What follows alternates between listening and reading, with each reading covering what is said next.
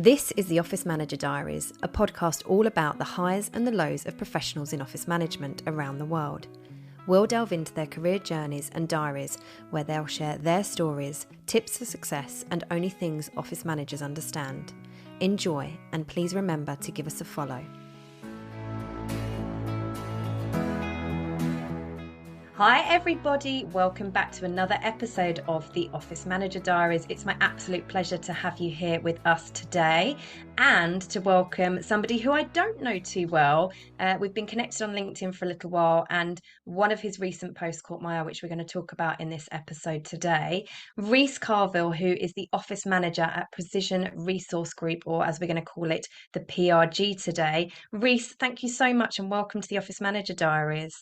Hey, thank you so much for having me. It's gonna be fun. It's exciting. I've never done anything like this before, so yeah, let's go. It's gonna be good. Yeah, let's go for it. Let's dive on in. So you are fairly new to the world of office management, and I've seen on your LinkedIn profile, and we've just been chatting about it off air before we started recording, you've worked in various different sectors, some fairly, very, very different to each other with a few different hats there, not just in the office management space. How did you get into office management and into those roles, and how are you finding it now?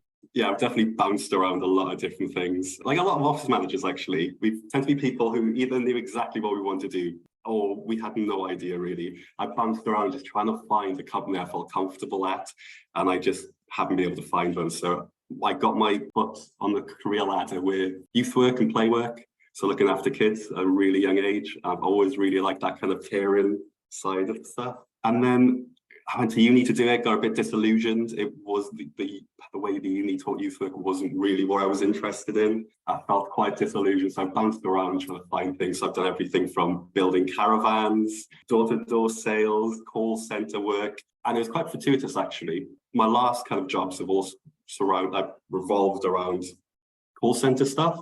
I really wanted to get off the phones. I really like supporting people, and that kind of role. Call centers really bleak. You get a lot of abuse. So I ended up doing admin for a cookie company. They're quite a big brand, but they had no office staff at all. I was the only person there. Everyone else it was during lockdown, so everyone was working from home, and they needed somebody who could be in the bakery every day to manage everything. So that was my role.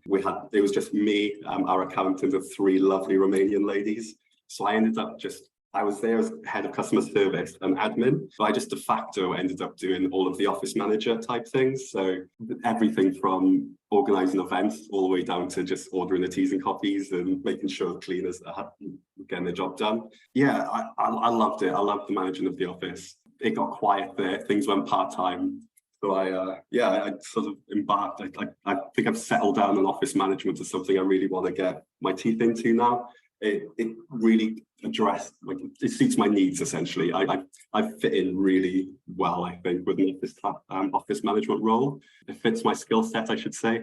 So yeah, I got really, really lucky. I done a thing where you try to find work, you're on LinkedIn, you're going down and you're just applying to every single thing that really fits. And I got super lucky that a recruitment company were the first ones to get back to me, PRG.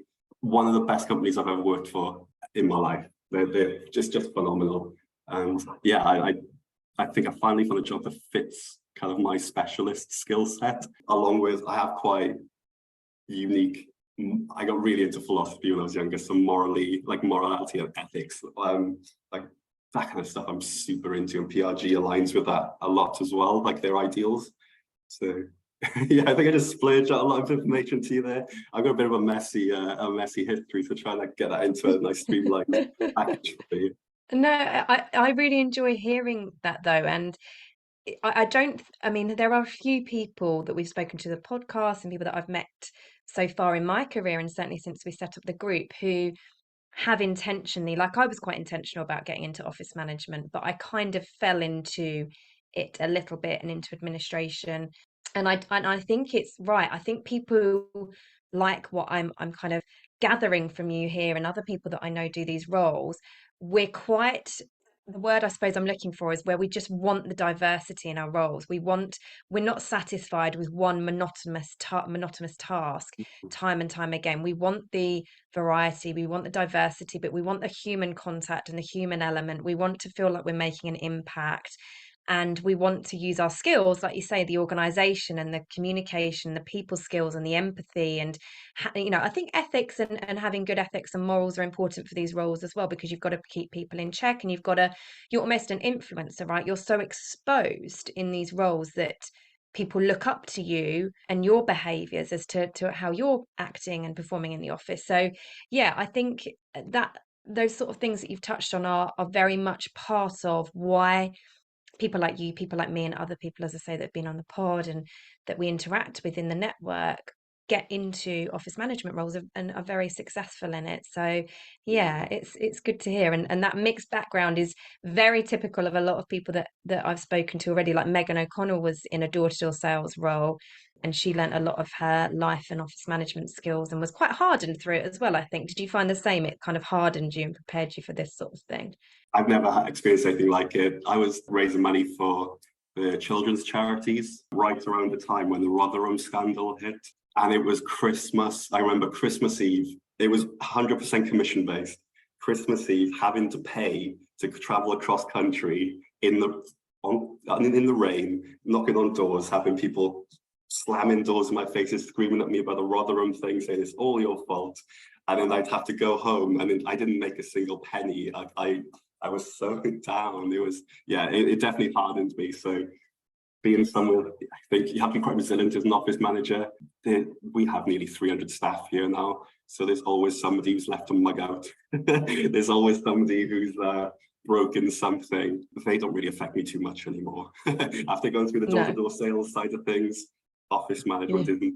It's very, very challenging. I'm not going to take away from office management, but I think maybe where it is, PRG are so supportive and everyone's so thankful. It just makes the job very, very easy for me. Yeah, that gratitude really helps. But yeah, that sounds soul destroying, having to spend out. So it was a loss maker for you at that time when you traveled. And it is soul destroying. I know I did cold calls when I first started this business, and it was like I used to be on the other end of the cold calls as the office manager, and there I was calling office managers, cold calling and having people just hang up or whatever. And it is soul destroying. But all these things that are sent to try us do make us better equipped to deal with challenges that come. Are you the only support person there, or do you have a team of people in office management? It's kind of hard to say, I guess. So I am the sole office manager, but then PRG is so supportive anyway. You can pretty much ask anybody for anything and you'll get support. So I've never felt unsupported. I've got a manager who is like project lead. So Louise Layden Ahmed, she was kind of doing most of this kind of work before. So I'm the first office manager PRG's ever had. Before that, I think what's quite common is for the admin team to kind of manage those roles, where it got a bit big. We have 3 amazing ladies on our admin team as well, who are always there if ever I need any of them. It never feels like I'm alone, ever. That's good. That's really, because yeah, 300 is a lot. And we call it the drop dead threads. And I'm sure as much as everybody is lovely, we often do get people who are just a little bit more particular about their needs in the offices. And we're not going to put you under pressure to talk about that, but there are always people who are somewhat more challenging in their needs and requests than others, especially when you've got those kind of numbers. So it is important to have that relationship and that experience to deal with those different personalities, because there's so many, and you are very exposed in these roles. So you've told us a little bit about it, but what do PRG do, and can you give us a little bit more of an overview of your role there at the moment, please, Rhys? Yeah, sure. So, Precision Resource Group. Basically it's just a recruitment company. We place people. We're about to go global, pretty much. We've been flying ever since starting in 2015. We have 4 main brands, and we primarily place people in the UK, Europe, and America. The 4 brands that we have, IO Associates, they specialize in IT. They do a ton of stuff with the defense sector as well. Panoramic Associates, they are kind of specialists in public and housing sectors. We have Finitas, who it's a bit easier to guess what they do. They do the financial and like the fintech side of recruitment, and then we have Panoramic Care, who do all the lovely things like special education, healthcare, just general education. They do a ton of all the kind of the humanitarian, the really lovely things. I'm a bit naive when it comes to the recruitment side, so I can't go too deep into what makes us special there. But it's just a really, really nice company to work for, full of fantastic people.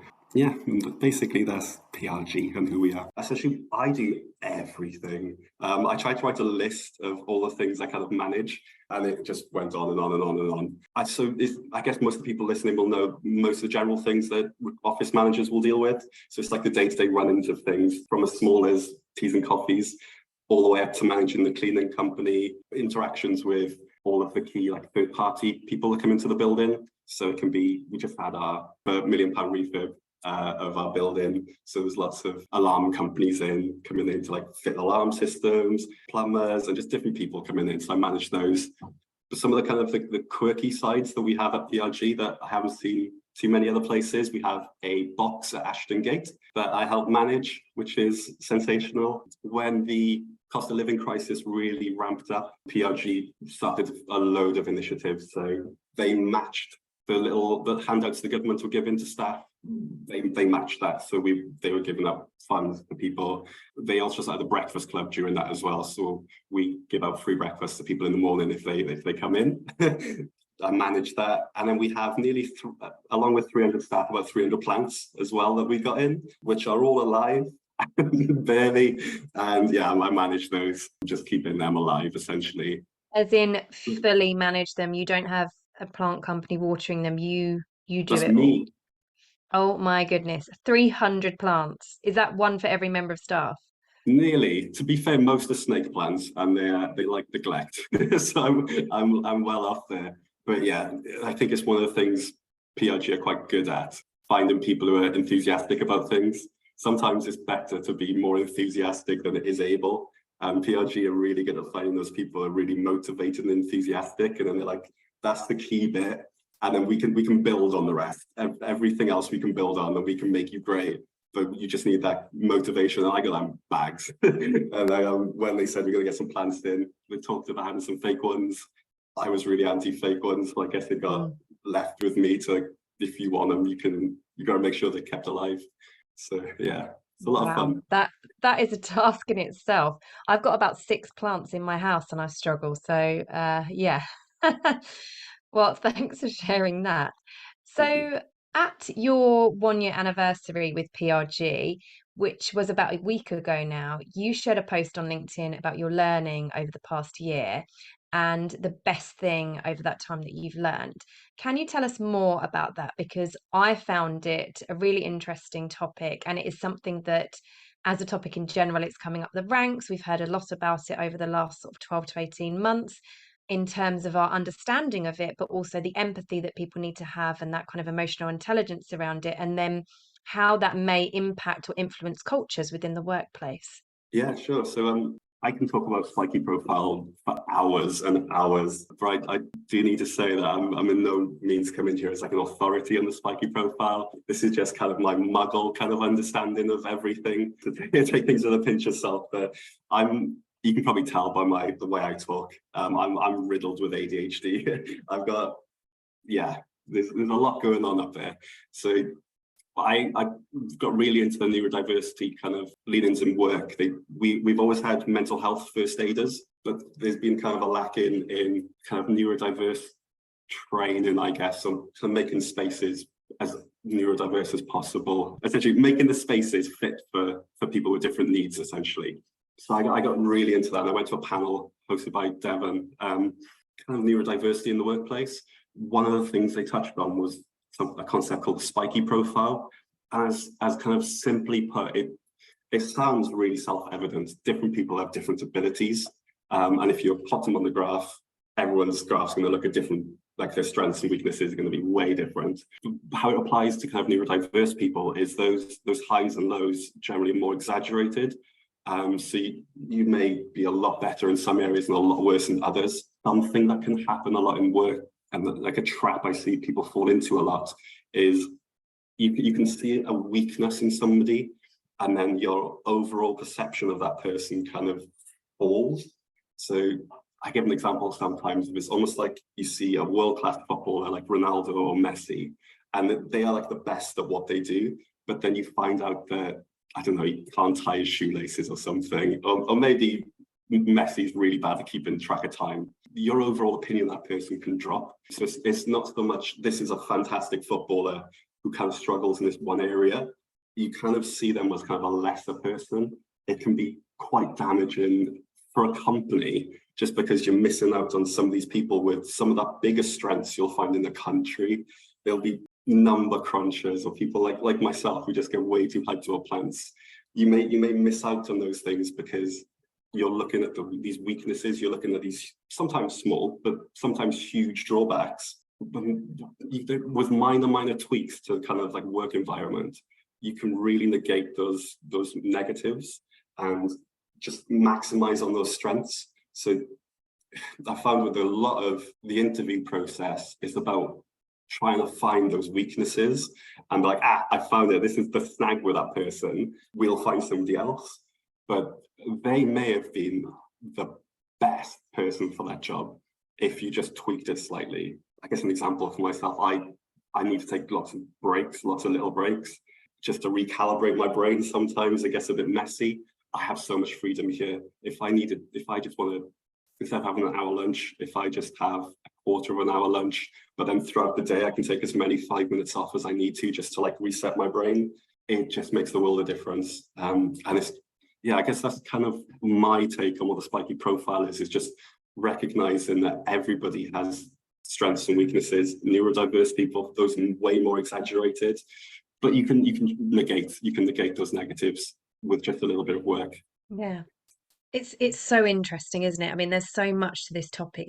It's huge, and we're still learning about it and how to navigate, like you say, almost that kind of preconcepted judgment that we have as humans, that kind of don't judge a book by its cover type scenario, because we are wired for some reason as humans to focus and hold on to the negatives rather than the positives. So as soon as something negative comes in or is alerted to us, or we see it, that's often then, like you say, our perception of that person, and it's very much clouded by that. So it's a really interesting topic, particularly when you say it comes to recruitment, where you do, you know, I've recruited lots of roles for clients lately, because I do office management recruitment, and only office management recruitment, clearly, given the specialism we sit in. But and some of them have literally been put off by the candidates because they've paused for too long when they've asked them a question about flexibility and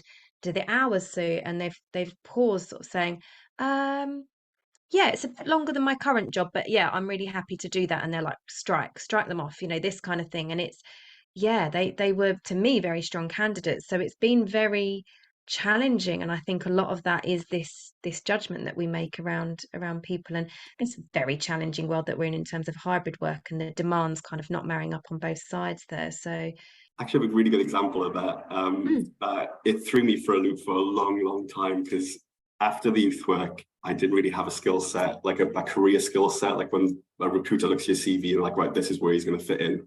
I didn't really want to go into the place where I had my experience, so it was quite hard to place me. And I found I got a job in the call center. I was doing that for 3 or 4 years, and I was really good. I was phenomenal in the call center. I went to look for another call center job, and I struggle with eye contact sometimes. And at the end of the interview, he said, "You're perfect for the role. You just didn't make enough eye contact with me." So I didn't tick one of these boxes, but it threw me for a loop because he told me I was perfect for the job. I smashed every one of the tests, and it was a call center job as well. So I was going to be on the phone. I was just going to say, no one can see. There's no face-to-face contact at all. So nobody would have known. Criteria. You must have eye contact to be on the phone with our customers. Yeah, if anything, I have the most hyped voice. Like I get so like hyper about everything. So like I'm perfect for call center work. You'd think if you were going to fix someone like me, you'd say, oh, he loves working with people, but struggles with eye contact. Put him in a call center. But they just weren't equipped to deal with something like that. I ticked a box of, this is not a personable person because the eye contact. Just looking at the bog standard, very archaic interviewer and interviewee kind of tips and skills there, aren't there? Which is eye contact. Many years ago, it's like if they can't make eye contact. I remember 20 years ago recruiting secretaries for an estate agents that I managed for secretaries there, and yeah, that would come up quite a lot if people didn't look at them in the eyes. You couldn't really feel them, but they were in an office where customers walk in all the time. So eye contact was quite important, but it is still very, very archaic. I don't think I've considered that at all during interviews over the last several years. So yeah, it's madness, the judgments we make. So thank you for highlighting that as part of the stories that you're sharing on the pod with us. So, can you now please, Rhys, share for me a memorable experience or a challenge that you faced as an office manager, or perhaps something prior to your main office management role that you're in now, and how you successfully navigated that? I think it's quite good actually to tie it back to the spiky profiles thing. And I'm learning a lot. So it's really hard sometimes. I understand spiky profile, I've known about it for a while, but I think I've only ever really recently been trying to really implement it. And I'm noticing challenges constantly. So I'll be up front. There's a guy in work here at PRG, and I love him. He's one of the best people in the company. When I came into the company, found out he wasn't very good at Excel. And I just assumed, like we were talking about spiky profiles, I just assumed, how can you be so hype in a company and not be very good at Excel? And that was my only experience with this person. I think this is another thing with us, seeing people as rounded individuals. With big offices like ours, you might only interact with that person once a week, once a month. And if they're having a downturn at that point, you just see them as a lot less than they are. And I think that's what happened, is I saw him at his worst point, and I shared this. So I think we had a bit of a tiffy, I think, just falling out. I'm quite open now. I think I've found with my ADHD, I have to be very honest with everybody and with myself. And I found that in office environments, sometimes it's you tell each other lies, like little white lies to try and appease each other, just try not to offend each other. And then sometimes that causes like a bit of distrust or a bit of negative energy because both you know something's not quite right. So yeah, PRG is the best place for that as well. You can be as honest as you want here. It's a total meritocracy. So as long as everyone's here is just plowing to the same target, you're all trying to make your way down the same road. Everyone's kind of understanding and just gets on with it. So kind of mess the question, but essentially, me looking down on this person felt incredibly guilty, fed into some toxicity that we just talked about. We just had a few talks, and I explained, and he explained, and it went well. And I think it's honest and it's real, and these are the situations that we're in, managing and handling conflict, not just between other people's roles. And the classic example I can give you here is you and I are sat next to each other in the office. Someone else is the office manager. I'm too cold. You're too hot, which is very typical of the male female thing as well. And there's conflict there because I'm like, no, Rhys, it's too cold. And the office manager would have to come in and navigate that situation and try and find a middle ground to suit us because we're sat right next to each other. There's conflict in so many different ways. But of course, there is conflict with us with other people because we have to be fairly dominant in these roles. We have to be mothering and fathering people quite a lot, and telling people to tidy up after themselves, telling people to tell us when they've spilt coffee on our lovely beige carpets, which we had in one of my offices, which was crazy. Whatever it might be, we've got to tell people to read emails, to come back to us, to sign off on this policy. There's so many things that we have to instruct and get people to action. So of course there's going to be conflict, and I think that is, like I say, it's raw but it's real. So it's not a bad answer at all. I appreciate you sharing it because it's the reality. Let's stick with this then, that the highs in your career, let's talk about that for a moment, but then also perhaps the lows. What have you found to be low moments, and how did you move forward from those? But also let's celebrate and talk about some of your highs in your career. I'm quite proud of Breakfast Club, as kind of small as that is. That's definitely a high for me. I think the high is maybe not a high for me per se, but it gives me the warmest feeling out of anything when I think about it from my kind of career. That the Breakfast Club initiative came from the board. I'm so used to working at companies where you're always asking for stuff and they're always finding reasons to say no. And this was something where the board actually came to me and were like, right, do you think you can do this? We want to run it. We just haven't got anyone to do it. We just want to make sure people are fed if they need food. That was a super high for me. I'm not sure. Maybe I've just had a bad run of it, but I've never heard something like that from a company before. So that was kind of a big thing. But all the work on Ashton Gate is phenomenal.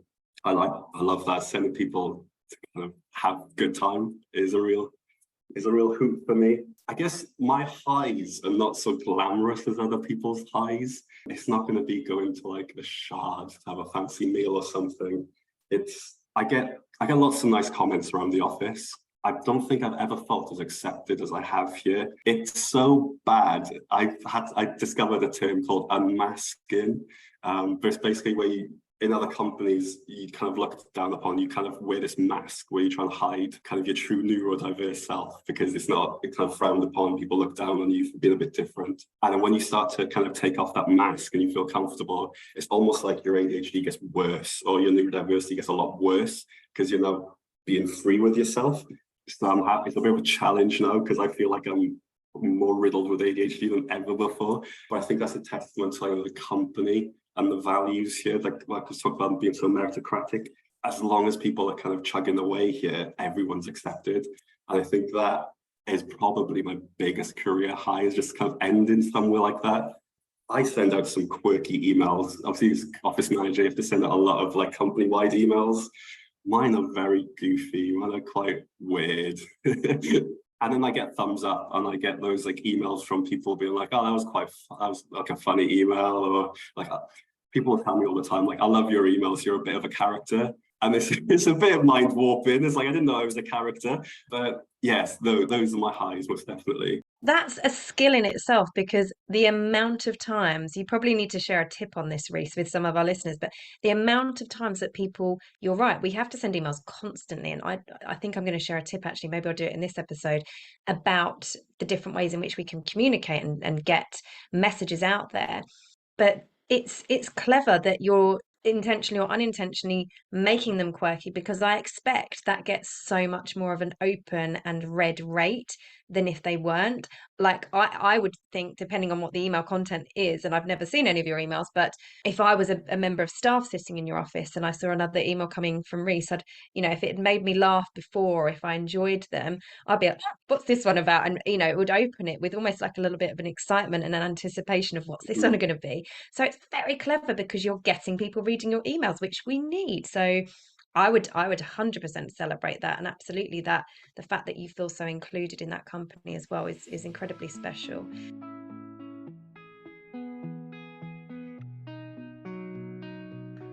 Our tip for this week, as I've mentioned in the episode, is about how you can effectively communicate as the office manager in your role.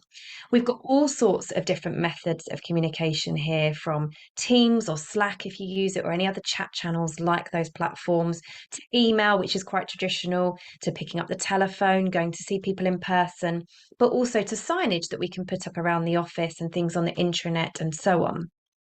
I think it's really important when you're in these roles to try and maximize the different tools and methods in which you can use to communicate effectively with your staff on things that are important. It might be trying to get them to RSVP to the summer or Christmas party. It might be that you need them to start tidying up after themselves in the kitchen, one of those common bugbears that we get. It might be that you need them to read a policy or carry out some training on health and safety or compliance or something else, cybersecurity, whatever else it might be, and action that training and come back to you to confirm that they have done it. Whatever it is, consider carefully the tools, as I say, that you can use to do it, and your tone and your language in which you write those messages. Read it back to yourself before you send it out. Maybe get the opinion of someone else to see if it is effective, to see if it gives the clear messaging, the actions, the call to actions, as we call it in the kind of marketing world, that you need it and want it to have. One of my favorite places to put communications and signage is actually on the back of the toilet doors. Everybody has to pee, right? Throughout the day, everybody has to pee. So why not use the back of the toilet doors? We've all seen them in bars and restaurants and things where they might have special offers, or a different company that's trying to promote their products and services to us. That is a really clever, sensible place to put these signs, these notices, these messages that you want to get out there. I know that Monzo shared one, which I really liked, on mental health in the workplace, and I think some initiatives that they'd set up around mental health awareness. And they put that on the back of their toilet door. And it's the first time I think I'd ever seen anyone else in an office management role do it and talk about the fact that that's a really powerful area to put these kind of promotional things, and raising awareness of whatever it is that you're trying to raise within your office. So consider all of that really carefully, all your options, and remember the back of the toilet door is a really good place that's simple to get those messages across.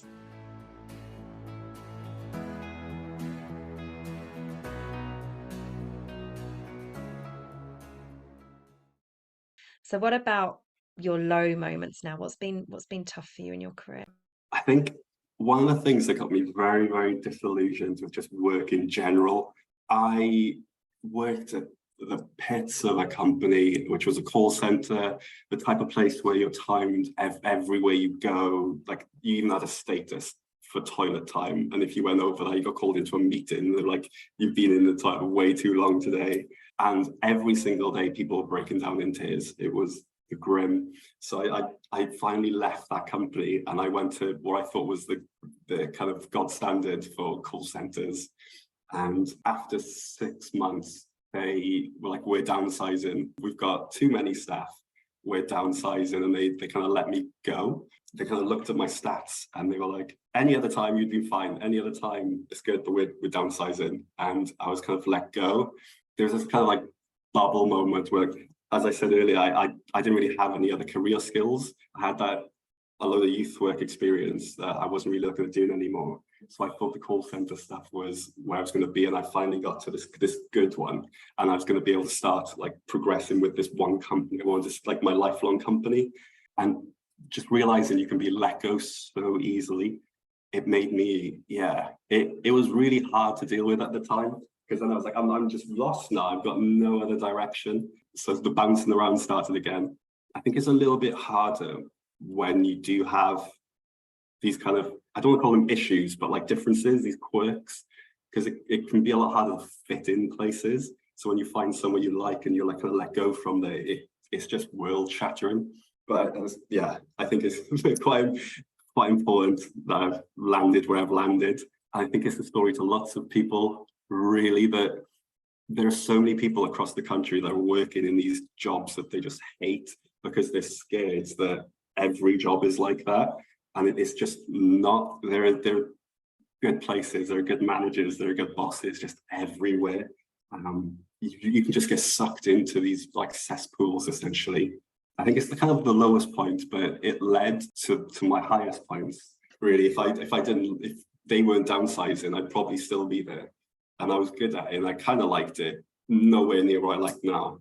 What's the term? Settling down. I was just I was just making do. I was convincing myself there were things that I liked that I didn't like. So yeah, I don't want to encourage people to leave their jobs, but there are so many good places out there to work. You just have to find them. And what I will say is, if you are working and you want to leave, that's the best time to look. Come to someone like PRG. We'll find you a really good job that you love while you're still working. Just don't wait till the job fizzles out, and then you're a little plug there. I like it.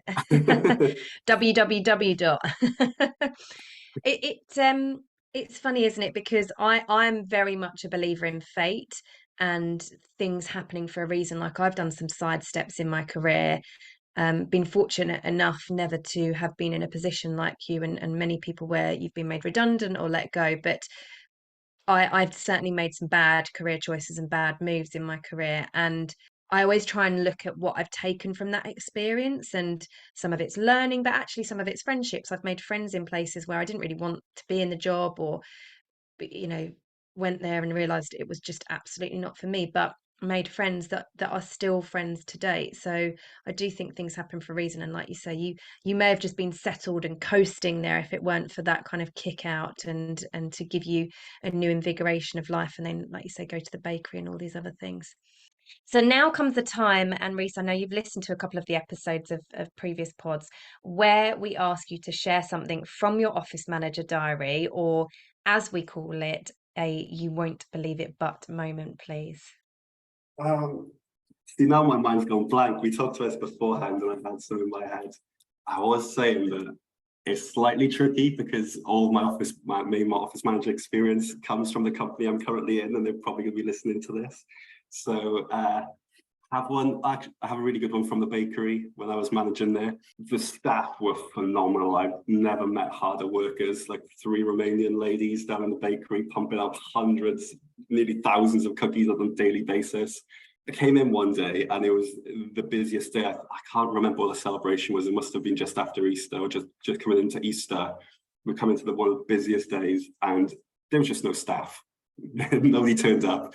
We were calling around. We had some backup staff. It was a bit complicated the way in which we got like our staff, but we got them through friends and friends of friends, and we knew one very, very good like Romanian baker, and then we asked her for friends, and we got lots of people in. So lots of them were part of the same community, and everyone had vanished. And it turns out it was Romanian Christmas, and just nobody turned up. Nobody told us. It was manic. We no joke, we had to get somebody else from the estate to come over, and they were helping us make these cookies. It was just anyone we could find that could. I think our accountant was down there at one point baking these cookies, but they just didn't turn up, and that would happen quite a bit actually. It'll be someone's birthday, and then you'll hear lots of kind of what you call vuvuzelas, like the horns and party poppers going off, and I'd look over the balcony down into the bakery, and there was like 40 people down there. They'd be like, who are these people? It's like, oh, it's birthday. And then they just invited all their friends around and they just had this hour off. So they wouldn't let you know anything. So some of the stories were just wild. The Romanian work culture I really, really like. It doesn't seem like they're at a job. It just seems like they're working at home, but in someone else's place. It was a good laugh. A very odd thing. Like communication is key, people. It doesn't matter where you're from. You have to tell your staff or your managers, sorry, if you're not going to be there. So you just, no one's here. Where the hell are they? Or we can't get hold of anybody. No one's on the estate. Oh my goodness. The And you panic. have orders that have to go out. Yeah, absolute panic. Beg, bow, and steal. Yeah, goodness me. You'd like my friend's story. I think it's actually a classic, but she has access to all of the cameras in work, and they were holding a work party. And actually, I don't know if I'm supposed to I could say this actually, but they were holding a work party, and everyone had gone home for the night afterwards, and she had lost her phone, so she was looking around, couldn't find it. So she's like, I think I might have left her on work. Gonna go onto the work laptop to go to the cameras to see if it's on the desk. So she went into the work cameras and she saw the boss with the cleaner. Oh, I hadn't unmuted. Oh my goodness. Yeah.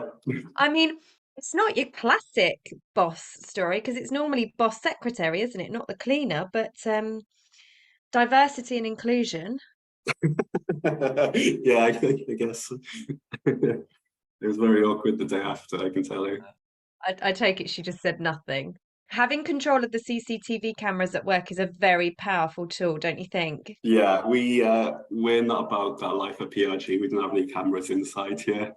That's good. I have had cameras and control of them in my roles, and like just simple things like basically someone tripped over once leaving their desk. It was a guy, and it was like this most staggering tripping of sort of his cables, which we always say, tidy your cables by your PCs, because this is in the days of no laptops, desktop PCs kind of on the ground. And so he'd got up in quite a hurry and just flew across the office. So immediately everyone was like, Hannah, Hannah, Hannah, down the office, like, could you grab the CCTV of that so we can turn it into a GIF kind of thing? Which I did. I let them take that moment, and he was a good guy, so he quite enjoyed looking back at it. But yeah, just the things you can do with CCTV, especially when you've had a party in the office. Oh Very yeah, dangerous. I wish it's not. We're very free here, I think, and I dread to think of some of the things you'd see on the CCTV if we had it here. It'd be Yeah, bad. yeah. Yeah, it's not one for the faint-hearted, I don't think, when you have to go looking for things. And yes, but it's not necessary to have CCTV everywhere. It's in certain companies you need it and not in others. So there we are. Well, thank you for sharing that story. So to finish on then, Rhys, what is in the future for you? Where do you see yourself getting to in the coming years? Ooh, there's a quite a poignant question, I think, because I think about it a lot, mainly because I've been directionless for a long time, and I think PRG has really solidified that I really like office manager roles, like a ton. So I think I really want to focus on office management and neurodiversity, like building spaces. Um, I know there are quite a few roles where there are people who just go out to companies and help organize spaces. Yeah, that kind of, I really enjoy that side. I make music on the side as well. So yeah, a bit of this and a bit of that. But yeah, I think a office manager with a heavy focus on neurodiversity and inclusion, most probably.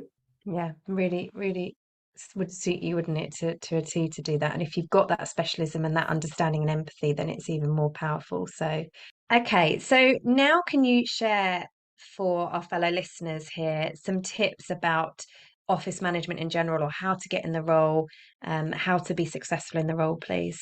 One thing I found most definitely is you can get a lot more with honey than water. Is that a saying? I think that's the saying. It's quite funny when I had my interview here, they said I might not fit the role just because they were looking for a battle axe, which is like the stereotype of an office manager. We do things very different here where we're not sending out angry emails constantly. It's be nice, be good, give people what they want, look after people and they'll look after you. That's the ethos. It sounds weird to give this as a tip, but just trust your employees, respect your employees, and look mainly at the positives rather than the negatives. And also have lots of tea towels around the place so people can wipe down the side after themselves. Because if it's not there, then they'll just leave the stain. That's a big one.